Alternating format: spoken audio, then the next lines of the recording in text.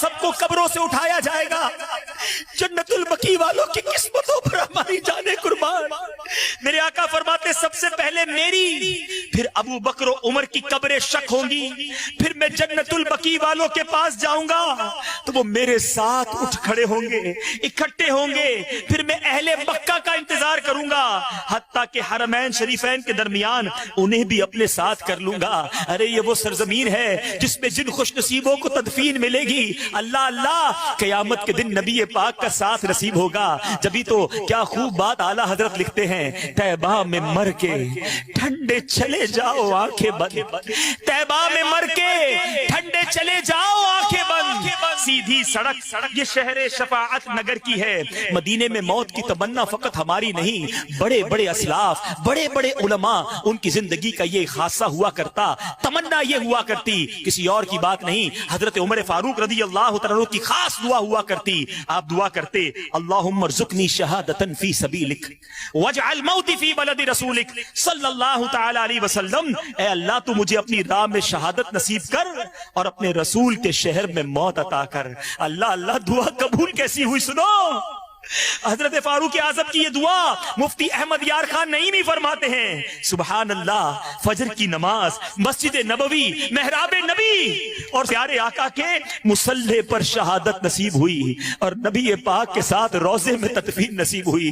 اللہ تعالیٰ فاروق اعظم کے صدقے، ان کی شہادت کے صدقے ہمیں مدینے کے سوا کہیں اور موت نہ عطا فرمائے. جنت البقیع ہم سب کا مقدر بن جائے. بس یہ اپنی دعاؤں میں حصہ مانگا کرو. میٹھے اسلامی بھائیوں، آئیے بیان کے آخر میں کچھ اللہ والوں کی بات کرتے ہیں. میں اور آپ بھی مدینے جانے کی تمنا رکھتے ہیں. ہم میں سے کئی ایسے ہوں گے جو مدینہ دیکھا ہے. ارے ہم گئے تو کیا گئے، دیکھو اللہ والے کیسے جاتے ہیں تو کس انداز سے جاتے ہیں. امام مالک رضی اللہ تعالیٰ عنہ کروڑوں مالکیوں کے پیشوا ہیں. آپ نے زندگی مدینے میں گزاری، مگر جتنا عرصہ مدینے میں رہے ساری زندگی چپل نہ پہنے.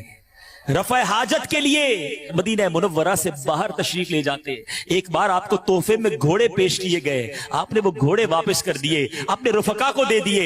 کہا کہ میرا جی نہیں چاہتا کہ اس زمین پر سواری کر کے اپنے گھوڑے کے ٹاپوں سے اس زمین کو روندوں جہاں میرے آقا مدینے والے مصطفیٰ جلوہ فرما ہیں. ارے وہ کیا انداز تھا، کیا طریقہ تھا. میٹھے میٹھے اسلامی بھائیوں، ہم سب کے امام، عاشقوں کے امام اعلیٰ حضرت امام احمد رضا خان علیہ رحمت الرحمان جب مدینہ منورہ گئے، سنو دوسرا سفر تھا، ارکان حج ادا کرنے کے بعد بیمار ہو گئے.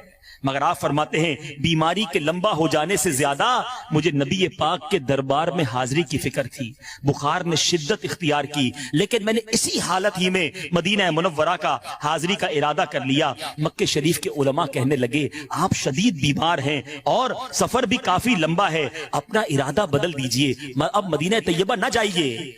عاشقوں کے امام نے تڑپ کر کیا جواب دیا؟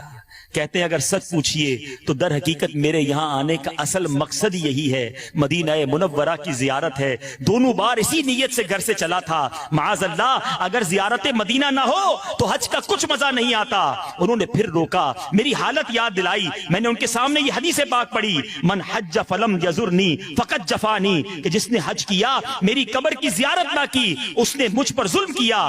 علماء کرام نے فرمایا آپ تو پہلے بھی زیارت کر چکے ہیں. اعلیٰ حضرت فرماتے میرے نزدیک حدیث کا یہ مطلب نہیں کہ جتنے حج کرنے ہیں کرو اور زندگی میں ایک بار حاضری دے دو. حج کے ساتھ مدینے کی حاضری لازمی ہے، سرکار کے قدموں کی حاضری لازمی ہے. آپ دعا فرمائیں میں سرکار کے قدموں تک پہنچ جاؤں، بس پہنچ جاؤں، ایک بار حاضری ہو جائے پھر میرا دم نکل جائے. مجھے اس کی کوئی